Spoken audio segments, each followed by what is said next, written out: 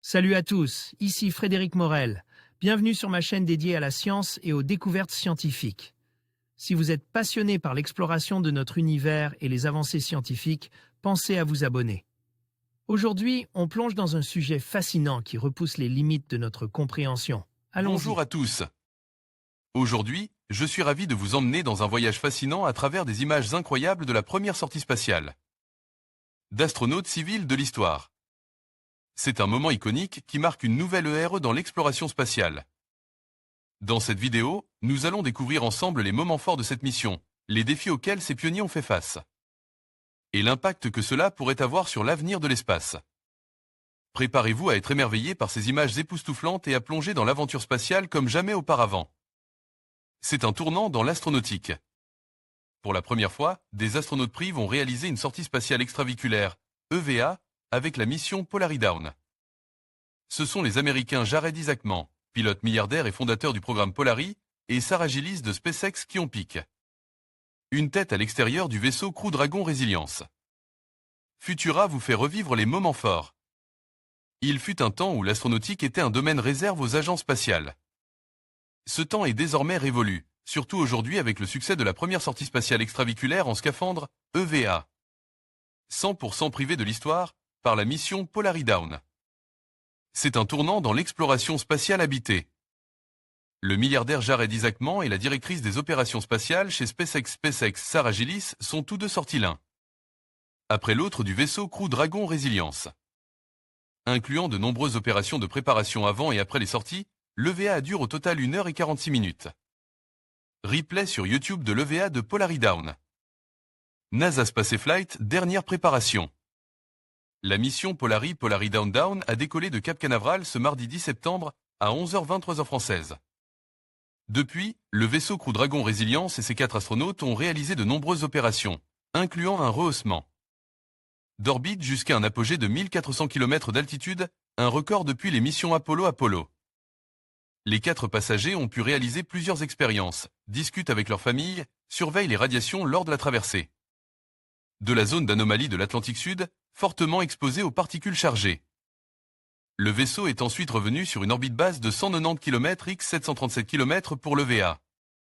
Pour préparer l'EVA, l'équipage s'est d'abord habitué à respirer de tel oxygène pur tandis que SpaceX réduisait la pression. Pression à l'intérieur du vaisseau. Faute de sas, il fallait in fine plonger l'intérieur du vaisseau dans le vide pour cette sortie particulière. Lors des premiers jours en orbite, les astronautes ont également testé leur scaphandre. Résumé des étapes de l'EVA de Polaridawn.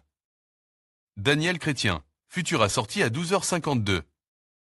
C'est dans une atmosphère très sérieuse que les préparations finales ont débuté.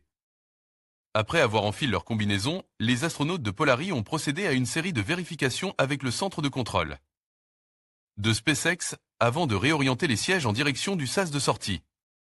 Le feu vert final a été donné à 12h13 de Paris, et la sortie commence à ce moment-là. Avant d'ouvrir le sas, les combinaisons des astronautes ont été mises sous pression, puis l'intérieur du vaisseau a été mis sous vide. Après vérification, le feu vert est donné à 12h43 pour l'ouverture de la trappe, qui sera faite manuellement à 12h49. Enfin, Jared Isaacman, milliardaire et commandant du programme Polari et de la mission Polaridawn, sort du vaisseau à 12h52. Il devient le premier astronaute privé à réaliser une sortie extraviculaire dans l'espace. Test des combinaisons et opérations. À peine après avoir sorti la tête, Isaacman atteste la flexibilité de son scaphandre. Par mesure de prudence, sa sortie a duré 7 minutes, au cours desquelles il est en partie reste dans le sas, tandis que le vaisseau traversait l'ombre de la Terre. Après son retour à bord, Jared Isaacman laisse la place à Sarah Gillis, directrice des opérations spatiales chez SpaceX. Elle devient alors la seconde personne civile à réaliser une EVA. Elle atteste aussi la maniabilité de son scaphandre tandis que le vaisseau Résilience survolait la Nouvelle-Zélande, toujours en pleine nuit. Les 2 autres passagers, Scott Pettit et Anna Menon, sont restés en soutien dans le vaisseau.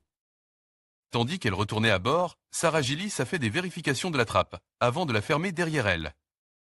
Après cela, la pression à l'intérieur du vaisseau est remontée. L'EVA a pris fin à 14h. La Terre vue depuis le sas du Crew Dragon Resilience. On voit les 2 grandes poignées de l'échelle Skywalker à laquelle se tenaient les astronautes Polari. SpaceX préparation aux futures missions commerciales. Presque 60 ans après la première EVA de l'histoire avec le cosmonaute Alexei Leonov, cette sortie risquée, 100% commerciale, est une première historique, et son succès annonce un tournant dans le monde de l'astronautique. Désormais, il est clair que les sorties extraviculaires ne sont plus l'apanage exclusif des agences spatiales. Polaridown n'est que la première mission du programme d'astronautique privé lancé par Jared Isaacman. D'autres missions vont suivre. C'est aussi l'occasion pour SpaceX de renforcer son expertise des vols habit-vol-habit. En conclusion, cette première sortie spatiale d'astronautes civils marque un tournant historique dans l'exploration spatiale. Les images incroyables que nous avons vues témoignent non seulement du courage et de l'innovation de ces pionniers, mais aussi de l'avenir prometteur de l'humanité dans l'espace. Ces moments iconiques resteront graves dans nos mémoires et inspireront sans aucun doute les générations futures à rêver plus grand et à explorer au-delà des frontières de notre planète. Merci de nous avoir rejoints pour célébrer cet événement exceptionnel.